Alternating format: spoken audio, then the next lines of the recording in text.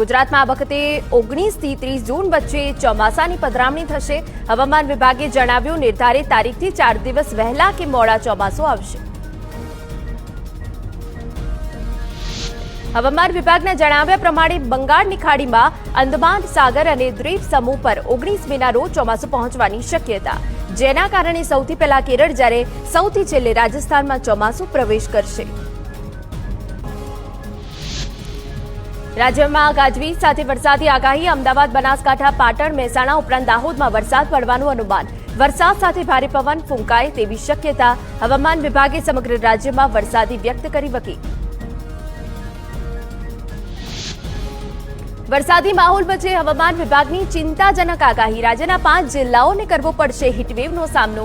આગામી દિવસોમાં ભીષણ ગરમી પડવાનું અનુમાન. ભાવનગર, પોરબંદર, સુરત, વલસાડ અને કચ્છમાં હીટવેવ પડવાની શક્યતા. ગીર સોમનાથના જેતપુર નેશનલ હાઈવે પરથી ચોખા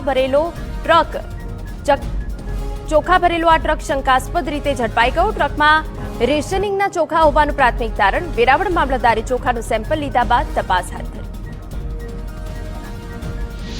દર્દીઓ માટે રાહતના સમાચાર. સરકારે 41 જીવન રક્ષક દવાઓની કિંમતમાં કર્યો 50%થી વધુનો ઘટાડો. અગાઉ એનપીપીએ ડાયાબિટીસ, હાઇપરટેન્શનની દવા સારવારમાં ઉપયોગમાં લેવાતી દવાઓના ભાવ ઘટાડ્યા હતા. અમરેલી શહેરમાં નુકસાની ભર્યો વરસાદ કે જેને આફત સર્જી. ખાંભા શહેરમાં ભારે વરસાદના કારણે વીજપોલ ધરાશાયી થયા, જેના કારણે કેટલીક જગ્યાએ વીજળી બંધ કરવાની ફરજ પડી. અમરેલી